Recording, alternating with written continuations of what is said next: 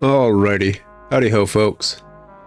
Multiversal Medium here for another episode of Dread Delusion. One of the few well-written games on my channel that I fully recommend.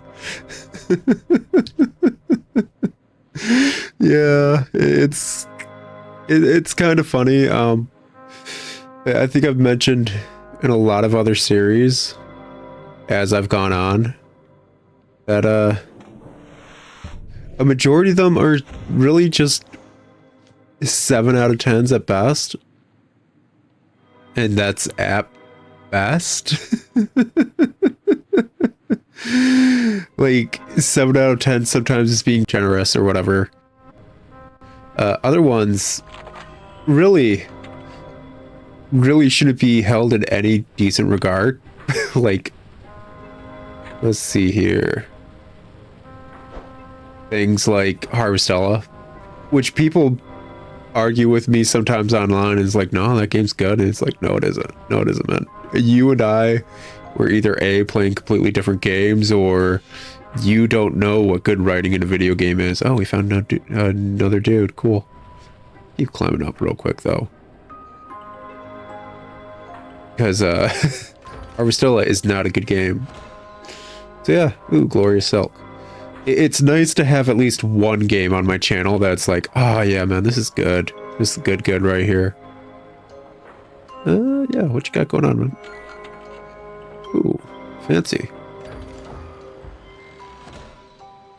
Ring of Sturdiness. This ring greatly reduces the damage taken while blocking. Forged long before the arrival of the Clockwork Kingdom, in an era when the Cardovan phalanx were nigh unmatched in the battlefield. Okay, you know what? I guess it kind of makes sense that we got like a buckler or whatever last episode. But let's talk to this dude. Get this going. Food shortage, border blockade, hostatic bloody union, corruption, now this danged winter. Why can't we just have one problem at a time, huh? Oh, I feel that, buddy. I feel that. Don't give up. I don't think that's how problems work. If it makes you feel any better, Hallowshire is the same. Could be worse. Could be the world rend. Makes you feel better. Hallowshire is the same. They look crestfallen. I was thinking of trying to get to Hallowshire. Things got really bad, I mean. Oh, I'm sorry. I don't think that's how problems work. They saw. No, I suppose not. Me ma'am always said they came in threes. Only now I've lost count. Yeah, that's about right. A lot of people believe in that rule of 3 thing specifically for issues, huh? Like, that's weirdly proper. Don't give up. They say. Thanks. I'm just tired of it all. And what else? Could be worse. Could be the world rend. They scowl at you. You're a right cheery sod, you are. Not really. Wait, yeah, things seem to be going pretty tits up, not for nothing. I think I need to down some mana potions. I'm certain somewhere in the logs it says, prolonged drinking of mana potions not good for you, but what else? What else? I mean, if I haven't eaten in days, I can't puke up anything other than bile, so it's probably fine, right? Right? Oh, but last episode we were making our way to Ferropolis, exploring all that fun stuff, and then talked to our little contact. They said, well, she said she wanted us to pick up something from a waylaid carriage. You know, all the fun stuff of somebody robbing a place and getting all the goods. Ooh. Resting landmark. Don't mind if I do. Who? That going. Fill out this map so I can actually look at things. Anyways, probably going to be working on that bit by bit today. You know, just good. Explore a bit more. Have fun. It's a cool ass setting. I shouldn't say that word. It's first 5 minutes. No, I'm gonna have to bleep that out. Oh no.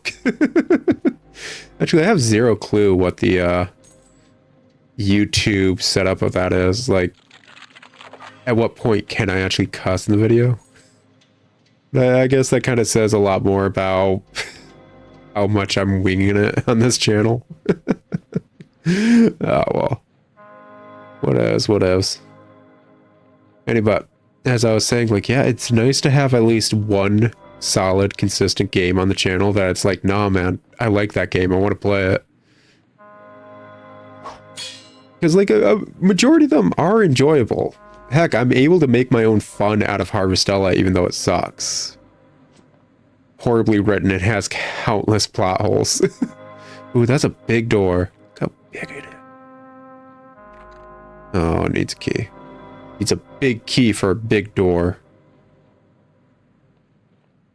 Anyways, I think she was saying it was this way past all that nonsense and actually in the forest where the carriage got attacked or whatever. Anyway, look, I'm able to make my own fun with every game. I wouldn't be playing them if I didn't find some sort of enjoyment. Or at least think I could crank them out in time before I completely lost my mind playing them. Like Wario World, where it's like, I know this game, sure, I can crank this out. I'm totally able to do that. But God, does this game just suck while I'm doing that. Ooh. Yeah. We need to find something we can only see with the leeches and see when the sky glitches out, because I probably went through a loading zone. If the sight thing's still working or not. Because, I don't know. Curious. Oh, is that a busted ship? Nice. Pretty certain it's still taking my magicka, so it's probably still going? Who knows? I feel like the devs are passionate enough about this. Okay, Ghosty Girl's gonna be here. Her OST's flowing. Yeah, I see you there, Ghosty Girl. Alright, we'll get some actual world building lore going then. Yeah, I feel like the devs are passionate enough about this game that, like, if there was a bug with an item like the eye leech, they'd fix it. That, or they'd completely remove the item and replace it with something else, because they wouldn't want such a busted item ruining the player's experience. So, what's up, Ghost Girl? This pile of junk was once the most fearsome pirate ship of the Sky Realms. The Black Goblin. Merchants from Puria to Al Esfara feared its folly of cipher-inscribed cannonballs. The Union Navy paid us a fortune to headhunt its captain. In the end, we got the coin and the ship. You dared cross the dark stars after that. How did you win the ship battle, or so what went wrong? I don't technically need to know how she won the ship battle, because Ghosty Girl's stuff is mainly about the Dark Stars as a whole. This is one skirmish, and they got a decent ship out of it. What went wrong after? So what went wrong? After the Black Goblin came the Blinding Light. A mercenary company with a galleon is impressive. But with a God War fortress, none could best us. But it was around then that Vela and Orlaith stumbled upon a map. Deep in some Iberian ruin. It told of the cradle, buried far below in the Underlands, which held the power to change everything. Ella was always ambitious. We thought she really could build her fantasy, a heaven of her own making. But now she was speaking of something else entirely. She wanted to become a god, to change the very fabric of reality.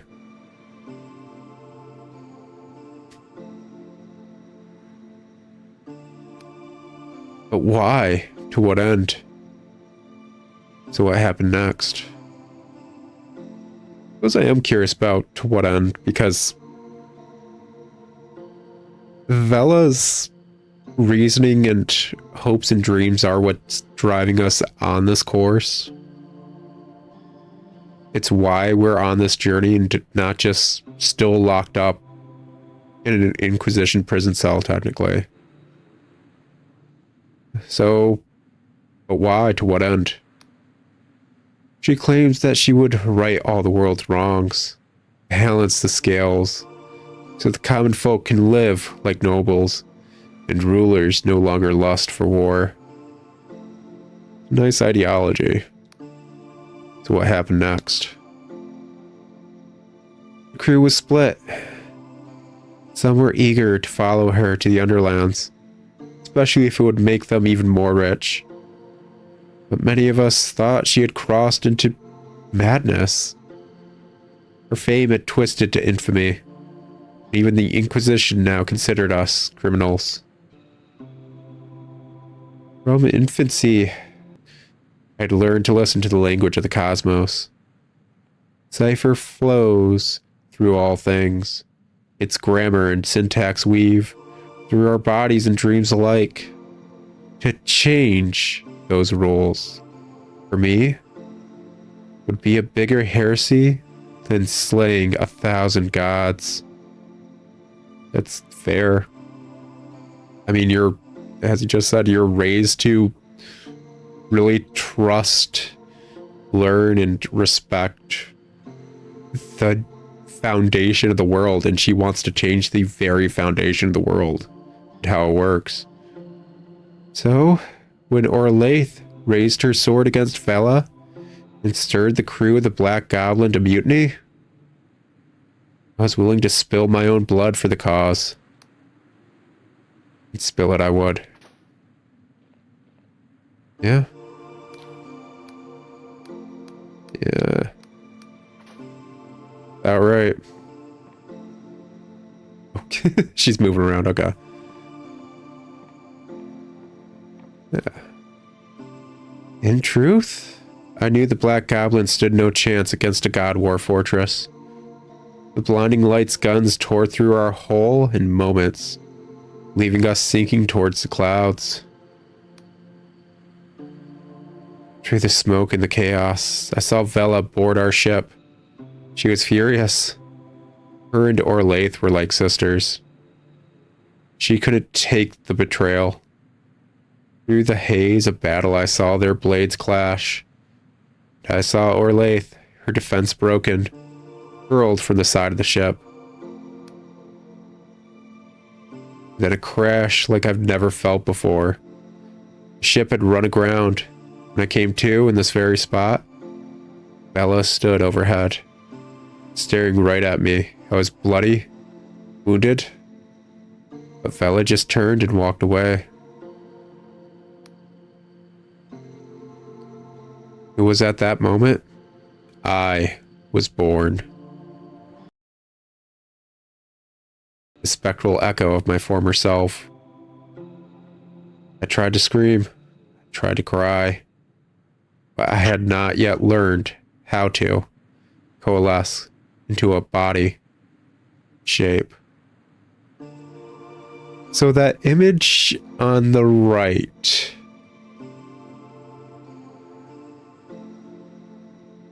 is the coffin / Iron Maiden for the High Confessor. Which makes me wonder if this ghost is similar to the Queen of Silver. Of technically, because like ghosts come about because of very traumatic events and stuff. And technically, the High Confessor and this ghost are the same individual. With their ideologies and self kind of split due to this event. That's what I'm guessing. Not exactly certain, but that wouldn't be insane lore building or world building wise.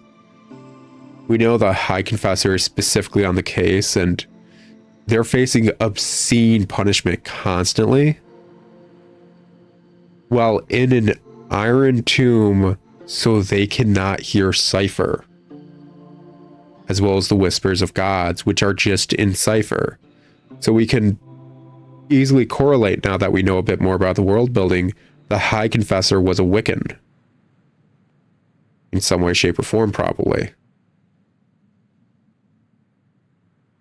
Probably a powerful one. But one that was probably around after the Apostolic Union was already brought about. And who would be better at chasing and catching and possibly attacking Vela Kolos than someone who knows Vela?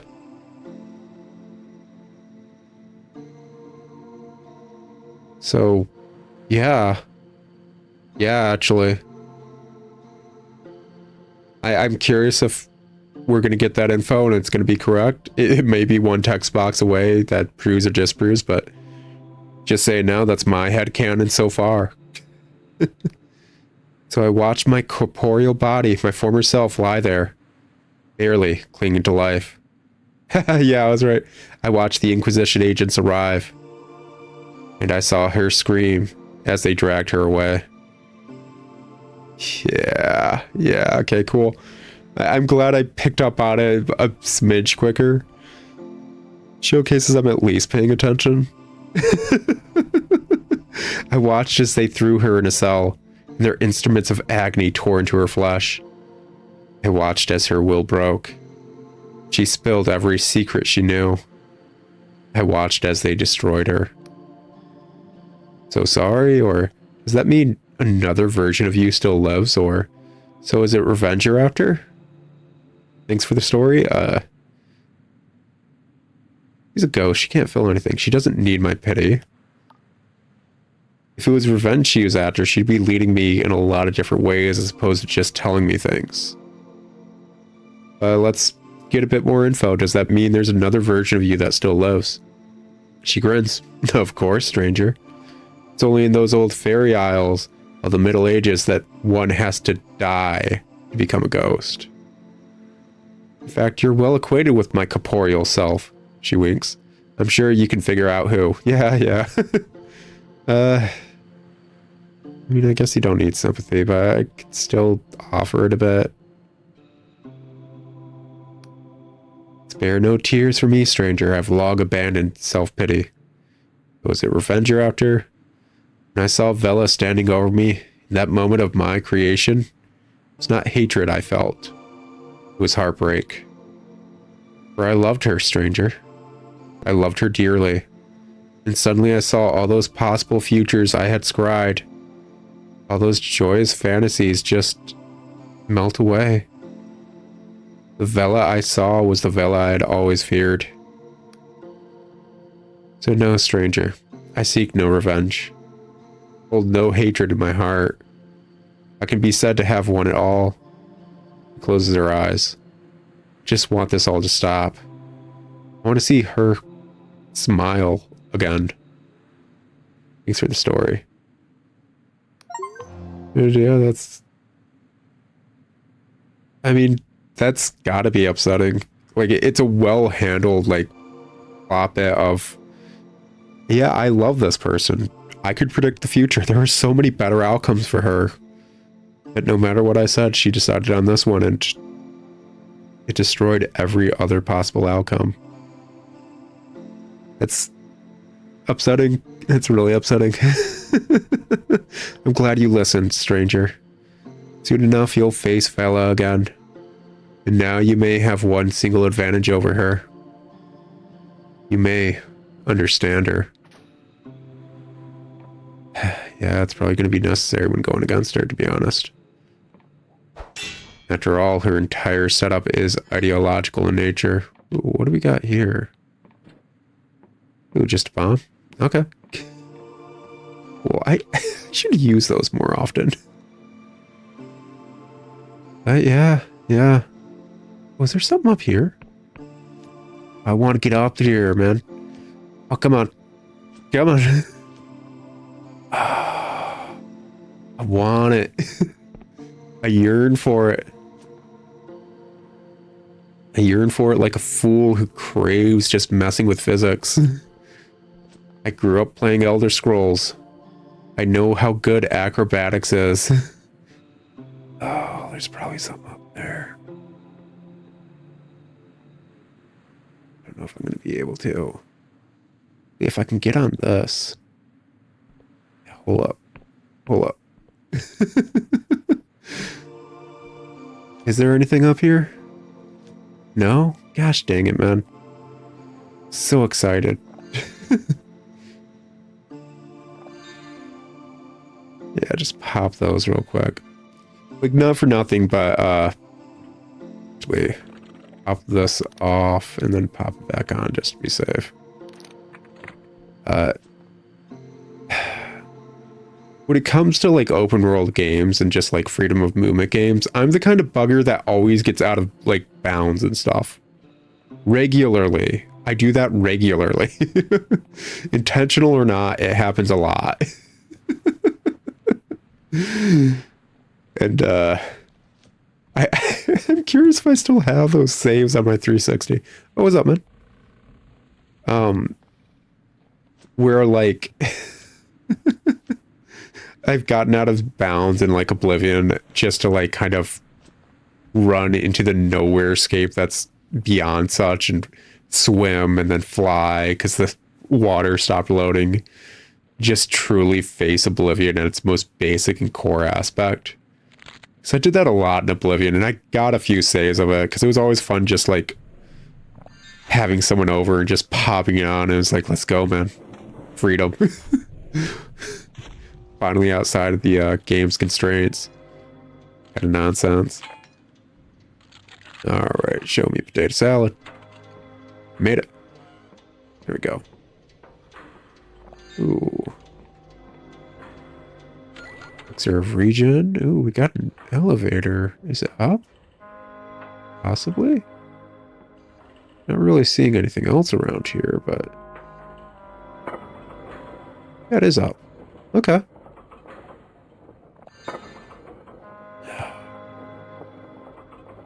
Gosh, what was I talking about before we went down, like, cutscene central, man? Well, first, let's check this place out. Anything interesting? You guys have trash bins? You've had trash bins this entire time, and you've never tossed anything in it? Oh, frickin' vey. Why your guys' houses are so dirty. It's clean. Just clean. That's it. Clean. Mechanical lockpick. An ingenious device for handling of lockpicks. Will prevent lockpicks from breaking if the attempt nearly succeeds. This device bears the stamp of the Clockwork Kingdom and was likely produced in one of their vast factories. That's cool. Good to use in a lot of scenarios. Okay.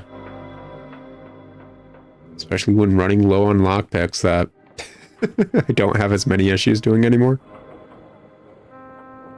Actually, like, anything over there? Not really seeing anything. Anyways, as I was talking about, just games I enjoy that I'm actually playing on the channel, because the majority of them are 7 out of 10s.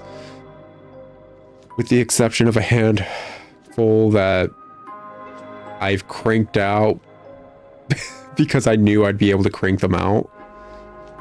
In games like Harvestella, where like it's so bad I'm able to make my own joy in it. Because I'm not going to get any joy from like the actual game's mechanics. Okay, so that's that direction. Just gotta look for this waylaid carriage, basically. Tree! Yep. Yep. Yep. Okay, never mind. It's just... I think I've mentioned before that my channel is actually more so just me working through my backlog of games. Like, yeah, I do have some modern ones that like, oh, this is on sale. I've been wanting this for a while and I picked up. But like, I have a backlog in the triple digits, so it's like, I'll get to that when I get to that. And I really wanted to play Dread Delusion the second I picked it up, which is why I immediately popped it on my channel. Because this is right up my alley. That's why I'm enjoying it so much. But the reason I'm facing kind of this issue to a degree is more so the fact that, oh, that's it probably right there. Yeah, that probably wasn't there until we got this quest, huh? Excuse me. Yeah, don't mind me. Excuse you. Seriously, I just got a freaking critical failure. You guys can not for a minute. Hold up. Gotta give me some potion. Some potion. Hey, hashtag rude. And pickled head. His withered face is frozen in a look of ingenious vexation, while his eyes rolled back fully into their sockets, gazing into some eternal brindscape of the mind, resemble hard-boiled eggs. Oh, okay. Dude, can you guys not? Freaking hashtag rude. Any but. But it is part of, just the effects of what I tend to collect when it comes to video games. If you've checked out the other stuff on my channel, you probably noticed I'm playing games that not a lot of people consider heavy hitters. I'm not playing really the mainline entries in any well-known studio's catalog. If I am touching a well-known studio's catalog, it's lesser-known titles and the like. Which isn't bad. Sometimes they're good, sometimes they're not. And yeah, I do have a good amount of hidden gems in my backlog. But I tend to try and collect weirder games, odder things. The things that it's like, oh, I didn't know they'd make a game like that. Like if I told you one of the games in my backlog is a anti-RPG where you're meant to sneak up on people, kiss them, and just learn what love is, you'd be wondering why that's a video game.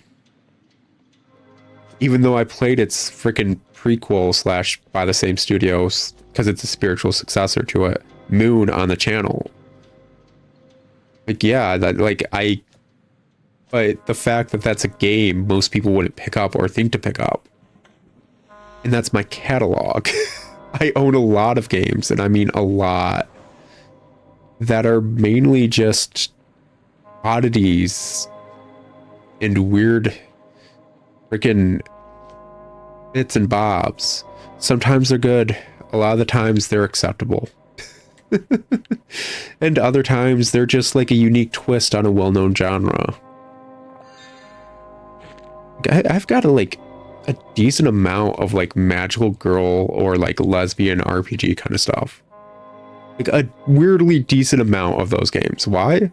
Because they're different, even though they're just turn-based JRPGs a lot of the time. They're different. They broke out of the mold. Okay, I think we're actually gonna have to start making our way to Ferropolis here in a second. We'll explore all this nonsense later. But considering we got that dude's head or whatever, I think it's about time we actually made it back to the factor. Also, I like how they're called the Factor. I'm pretty certain they're called the Factor, yeah?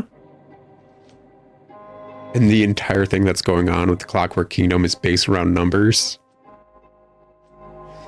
And it's like, oh, but like every like integer of 10 is a 6. And it's like, yeah, you guys are factoring a lot of numbers, huh? Of course the Factor would be the one to be able to get through it all.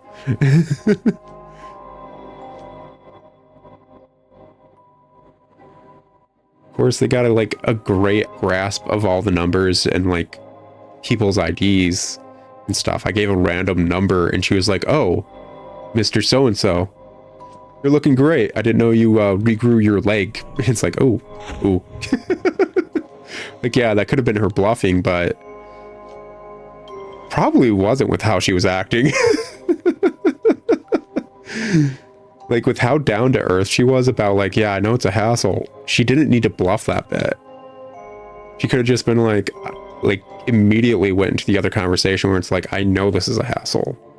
You don't need to lie to me. We'll get through to you when we're able to. So, yeah. Alrighty. Get over yonder. Over here. Hop on up. Pop potion. What do we got going on? The Royal Factor glances up at you over her little wire-rimmed spectacles. Did you find the cargo, citizen? I'm afraid I've no time for you otherwise. Dump the pickled head on her desk. Friend of yours? The Factor raises her eyebrows and lets out a low whistle. Not personally, but we should thank him nonetheless. After all, he just saved both your head and mine, see? What's so important about this head, anyway? Factor maintains an impenetrable poker face. That would be Chairman Duncan, the inimitable first leader of the Machinists Guild. Apparently, our king is convinced that he possessed some critical knowledge of the correct path forward for the kingdom. Ever since he died, the guild has been trying to wrinkle it out of his brain. In the meantime, given the current instability, Its Majesty has decreed that the head be moved to Ferropolis and put on display for public veneration. To bolster morale, see? He pats the glass jar gently and smiles at you. I don't know about you, but I feel better already. It's grim, it's dark, it's humorous. They handled it well. So about the travel permit. Let's get you sorted, shall we? She produces an official-looking parchment and begins filling it in. Not to worry. This will stand up to scrutiny. After all, it's quite real.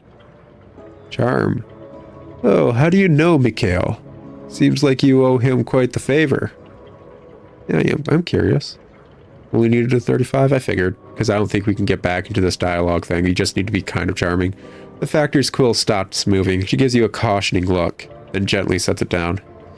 Misha and I have a good working relationship. In our own way, we both serve the king.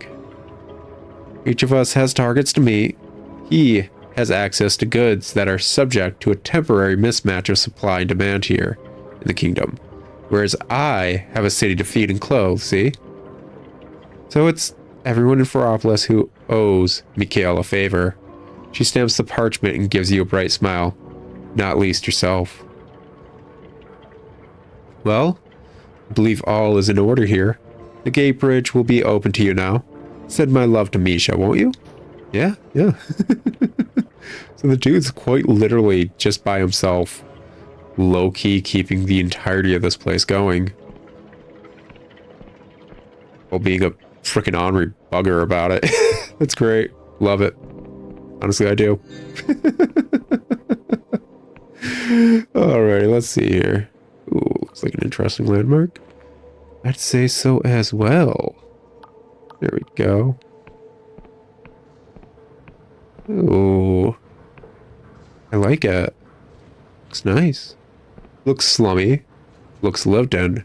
Looks alien. Fast type of world building. But without the slummy bits sometimes. Guard is shouting with a frenetic energy at anyone passing by. Move along, stop your gawping. Whatever's above you is not your concern. Whatever's above me? Oh. Yeah, that is a thing. Would you look at that? Fancy. Oh. Is this like a telephone booth? What are we looking at in here?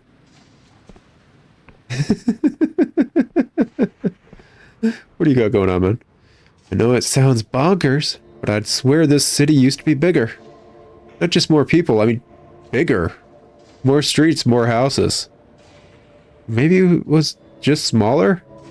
My memory must be playing tricks on me. That's part of what happens when you get put into an open world game. Sometimes the scale has to be moved to fit. That was stupid of me, but this is also a shop. So whatever. Let's go for it. Oh. Here we go. Apparently nighttime. Ooh, what are we looking at? What are we looking at? Ooh, piece of candy. Glorious silk. Potion. And nowhere. Huh. Wait. Okay. We've got a little, like, roundabout area over here. Cool. I feel like exploring this area is going to be very vertically nuanced. Yeah, there's people up there. I don't even... Okay, yeah, there is a little pathway. But yeah, the game's pretty good about verticality throughout the entirety of it. Just slowly making your way upwards and downwards, but yeah, cool. Curious what the point of this little walkway is, but and again, with the weird ideology of the king and everything, I'm not surprised there's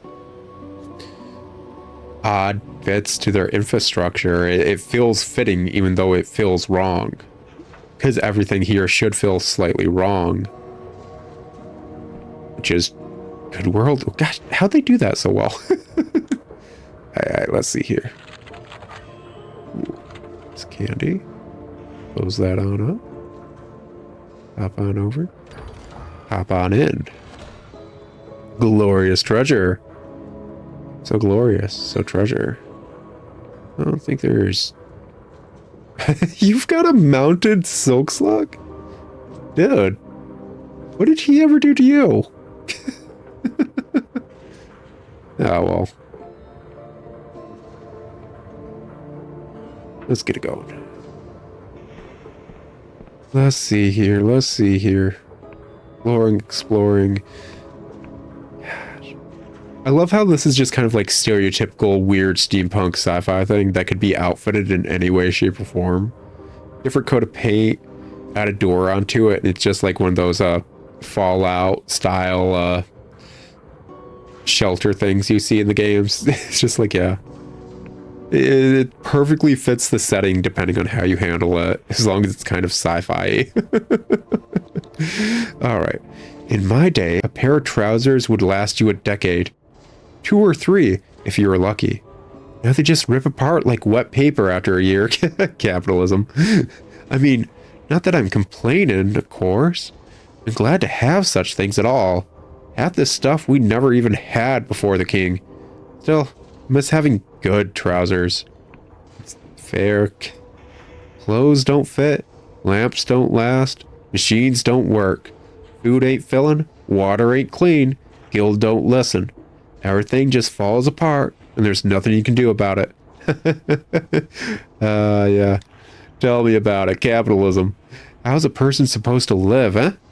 Who the hell even asked for this? People making money.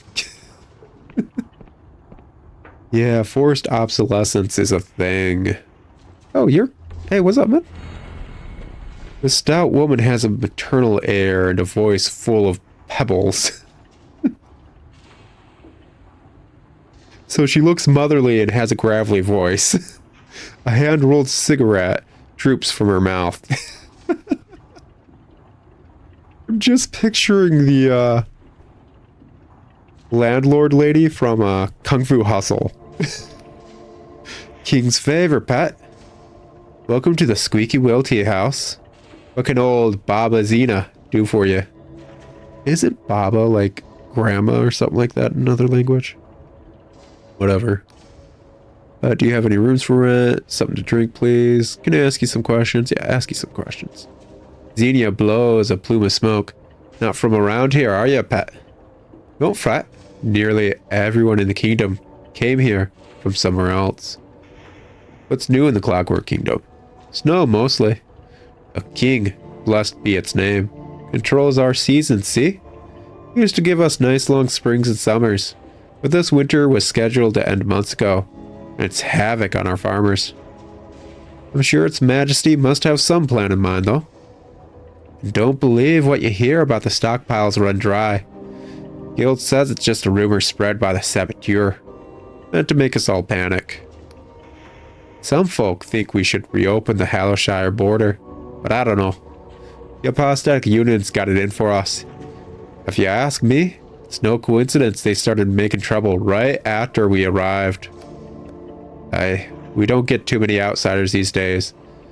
He draws on her cigarette. So this island wasn't always part of the Yonric Isles? Oh, no, Pat. We sailed here 10 to 15 years ago now. Seeking trade with Hallowshire. That was grand.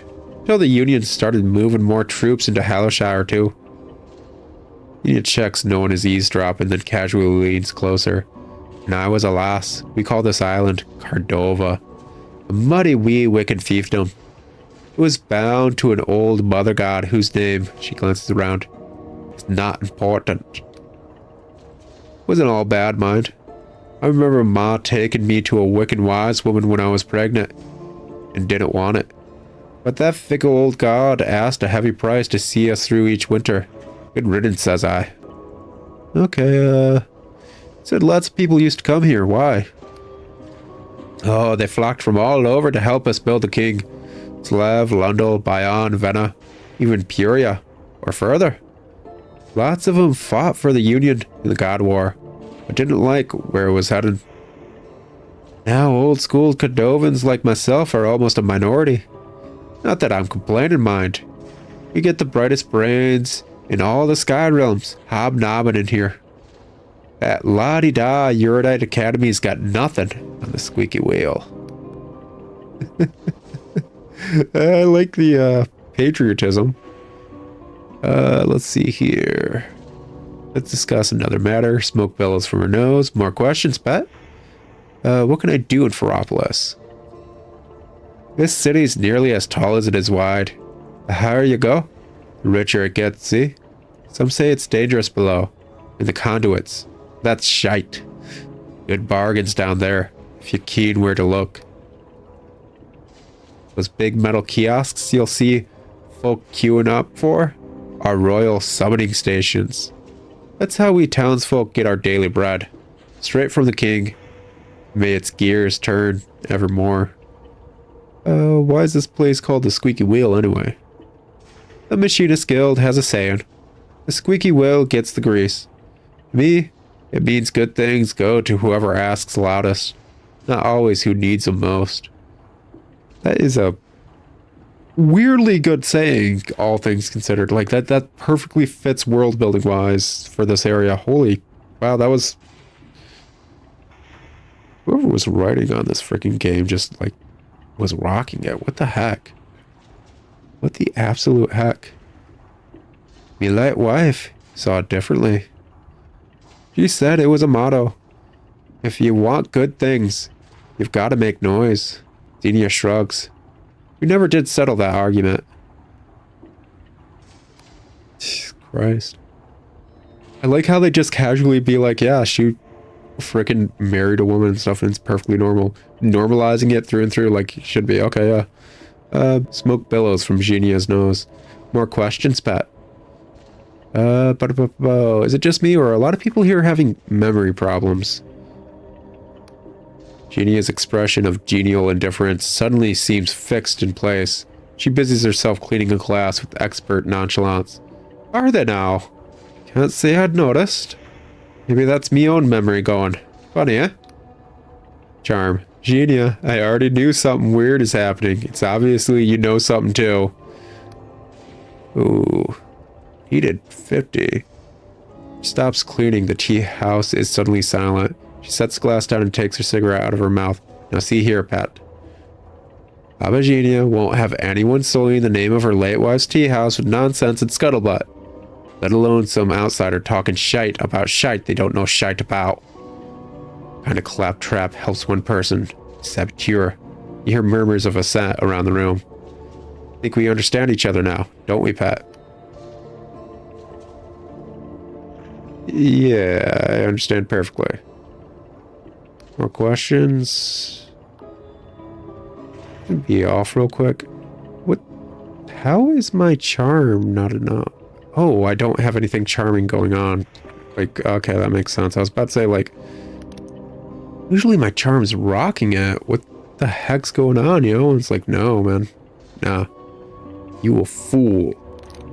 For not putting all your points into the charm stuff when talking to people. Let's try that again. People having memory issues? Charm. Genia blinks, then checks for eavesdroppers and leans in close. Aye. Maybe. Maybe folk are a bit absent-minded lately. Can you blame them? Tough times like these would do that in a mind. Thing is, it's getting worse. I tried to keep a diary, but I'd forgotten. It just made me feel pure bonkers. Must be the corruption moving into our heads, twisting things. How do you even talk about something like that? How do you ken something's wrong when you can't remember how it was before? Those folks who do try to discuss it tend to get extra forgetful soon after. This is starting to feel almost like Lovecraftian in nature. I like it. I don't like Lovecraft, but I do like Lovecraftian. Lovecraft was a horrible person. And, I don't know if I'd piss on his grave like I would Andrew Jackson, but I don't know if I'd actually... Well, Andrew Jackson committed genocide. Yeah, obviously he deserves to have his grave pissed on. Lovecraft didn't commit genocide. He was just a racist, xenophobic, like, fearmonger, so... I guess I don't need to piss on it. I wouldn't be upset if I heard someone else dead. Anybot. She sighs. Listen, Pat. Maybe don't stay in this land any longer than you need to, eh? Sure, there's folks back home who'll be missing you. Smoke billows from her nose. More questions? You have any rooms for it? Tell me about bottled visions. Tell me about bottled visions. The kingdom's premier export, so I'm told. A real dream or fantasy. Tapped and corked for the buyer's pleasure. And if that's your tibble, you'd best find a licensed vision trader. You sense disapproval in Genia's voice. Not that I'm judging, mind. It's perfectly legal here, and I ken why it's so popular. It's not old Baba Genia's personal cup of tea.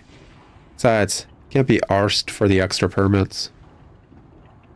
More questions? Do you know anything about a Dark Star mercenary? Oh, aye. It's been all over the dispatch. That rage lady captain. Velma, was it? Viola? It's making all kinds of trouble for the Union. Good for her, I say. Mind if you're looking for Dark Star sorts around here, I'll have to disappoint you. Although there was that adventurer fella who went over to their side 10 or 15 years ago now. Frost, that was it. Caxton Frost. He used to be a hero of the kingdom. In the end, his own crewmates chipped him dead in some kind of mutiny. Made the front page of that week's dispatch. A lot of folk thought he got what he deserved. Do you think he got what he deserved? She paused on her cigarette. I think it's a shame. Shame such a talented fella felt he'd be better off with a bunch of skyfaring reprobates than here in the kingdom. Still, play stupid games and you'll get stupid prizes. More questions? Got any rooms for it? The Skyward Suite, yours for 5 coins. If you don't mind sleeping there. Why wouldn't I want to sleep there? We don't call it the Skyward Suite for nothing, Pat. Only the blessed magic the Clockwork King keeps it off the ground. Some outsiders don't trust it. I'm curious, but I'll deal with that later. Actually, no. Oh, wait, hold up. Something to drink, please. What'd you know? Mind if you want alcohol. It'll be a mite costlier than you're used to. King's not too fond of it. Most people just take tea or bottled visions instead. Now, if you're selling, I can give you a good price.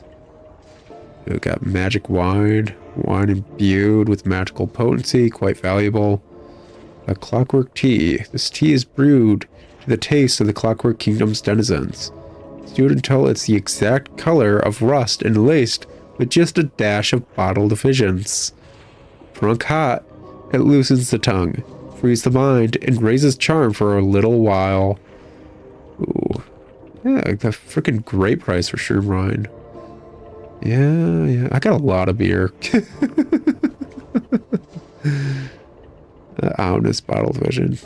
Okay. Cool. Appreciate it. We'll pop that, yeah. Let's see here.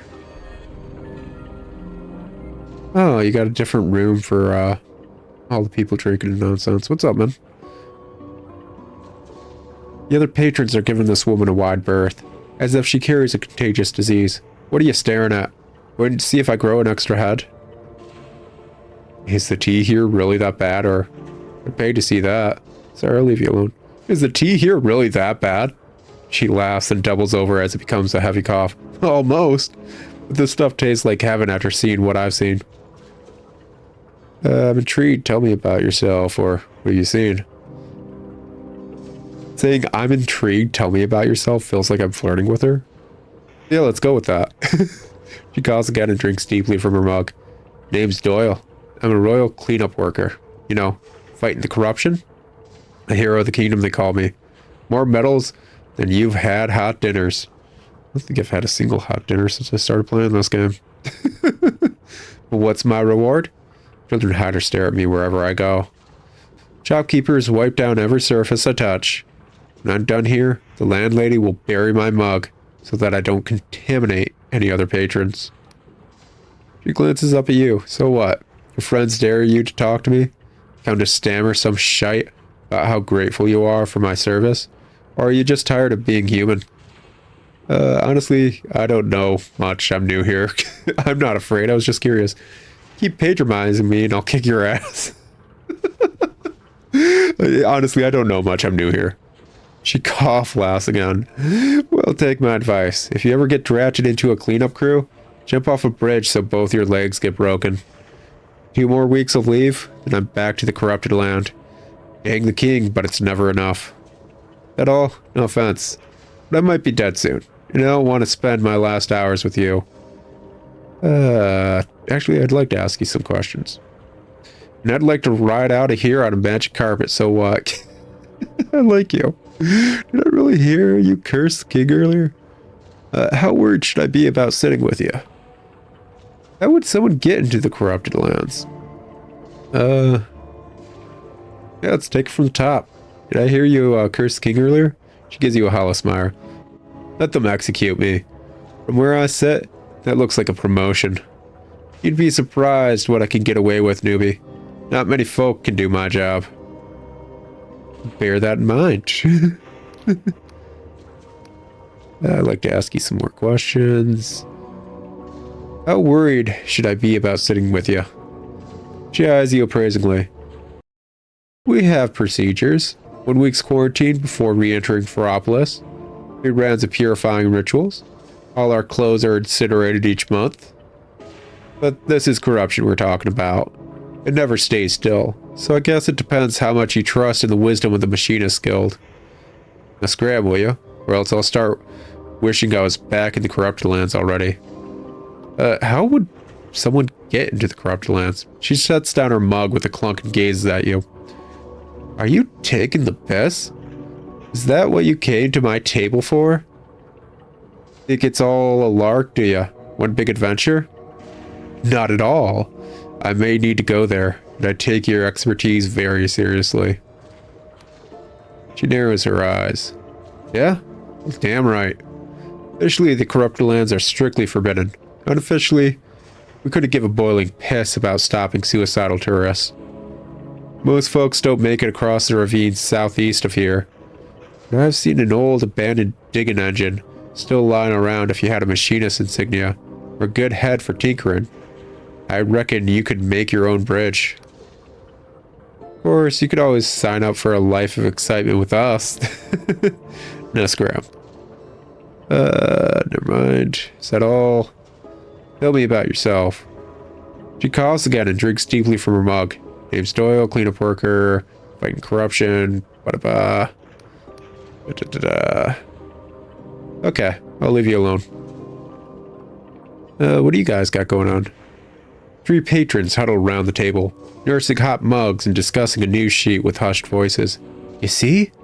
It says she's from Alskop, but none of us remember any village by that name. I'm telling you, they've erased the whole... I notice you listening. Oh, King's Blessing, citizen. Don't mind us. We're just absorbing the latest royal dispatch. Good to know the guild has it all in hand, eh? Three patrons discussing... Of course there's nothing about the summoning outage. The machinists would never admit that the saboteur bloodied their noses like that. King's favor, pal. Just a few old farts enjoying our weekly ration. Every day I thank my stars I live here and nowhere else. Oh. Absolute bullocks. My cousin in Yanks, her daughter saw a corrupt one in the forest just last week. It's spreading bloody everywhere. King's Grace, my dear.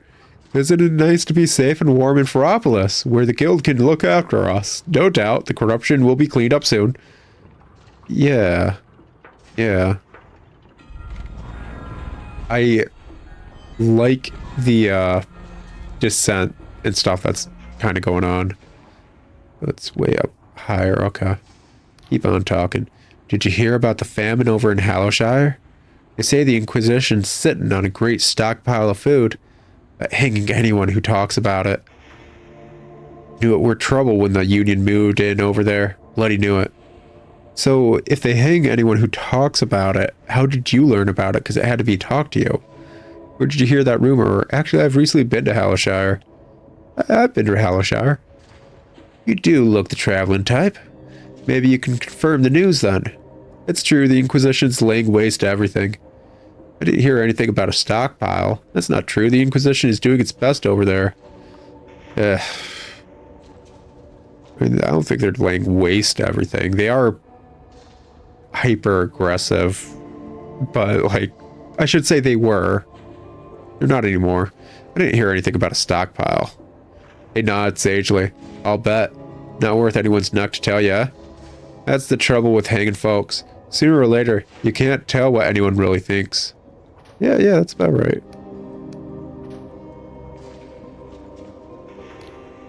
So I heard this story, right? A man and a woman, lovers they were, like two seeds in a pod. He wouldn't pry them apart with a crowbar. Lived in Ferropolis, so I can't say where they are now. One night these two had an awful fight. Went back to their own families for a while. Both of them prayed to the king to make them forget the other. And do you know what? The king answered. What did the king do? Granted their prayers, didn't it? Next morning they both woke up with no memory of ever meeting. And they went on like this for years, searching for someone new, never quite finding the right one. And one day they met again, in this very tea house. And even though they didn't recognize each other, they were drawn together irresistibly. So how did it end? They got married and had 18 kids, or so I heard. Their love was so strong that not even the king could keep them apart. They both got their memories back eventually and swore never to make the same mistake twice. Okay, like, not for nothing, and I know the calendar for this setting is different because it's a good calendar system. Unlike the usual calendar system in almost any setting where it's just like the same Gregorian calendar. But let's say it is similar enough where it takes just shy of a year to have a child. Was there enough time for these two to have 18 children after the Clockwork King was... Like, I don't think the time frame lines up is all. Can the king actually do that? They glance to each side as if someone is watching them. It's only a story, mate. Yeah, appreciate it. The king can definitely not take memories, right? Totally can't. You heard Dimitri's story. He's full of shite. My husband forgot who I was. He wouldn't catch me dead, reminding him.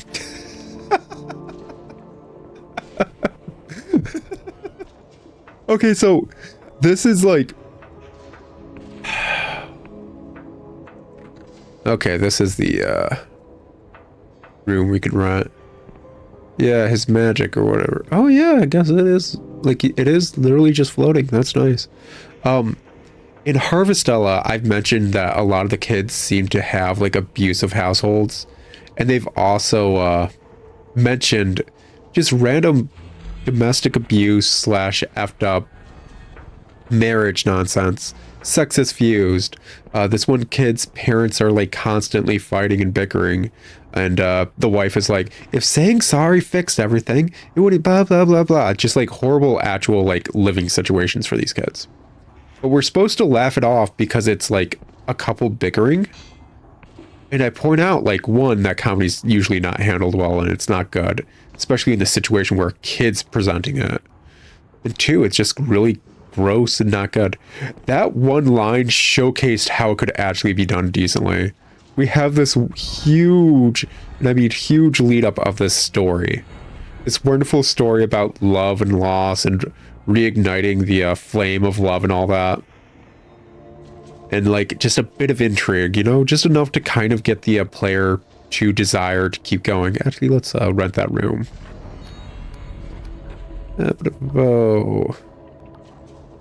Room, Skyward Suite, I'll take it. Stubs out her cigarette and begins rolling another. Right you are, pet. Room's upstairs on the other end of a long metal gantry. It's the one that's floating in midair, like. Yeah, appreciate it. But yeah, like you get enough to really kind of just like tease you, and you want to keep going. Especially with all the other intrigue we're seeing and facing in this game. Oh, this is really cute. It's even got a little like balcony. That's really cute. I like this. For a rentable room, every single room we've ever rented is actually really cute and fits the area we're in. They all have character and feel nice. Nice. I like it a lot. Anyways, let's just pop on in bed. Get up in the morning. But like immediately after that, we get one line of dialogue where it's just like, oh yeah, it's a load of crap.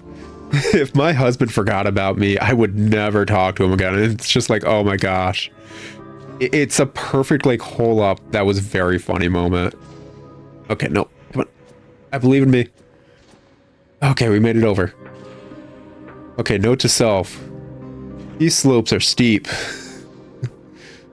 Gosh, I'm curious about what's in that. I don't think there is anything in that. That's probably just something that looks interesting. Why is there so much snow on this one? Well, guess we're going down. Anyways, guys, it's been an episode. Lots of fun. World building, talking to people. You know how it is. You know how Dread Delusion goes. It's written well. That kind of nonsense. Oh, you guys are lining up for your rations. Daily rations, yeah. Cool. Cool. Nice world building. Anybot. I will talk to you guys in another episode of Dread Delusion or whatever the heck else you guys check out on my channel. But until then, ciao.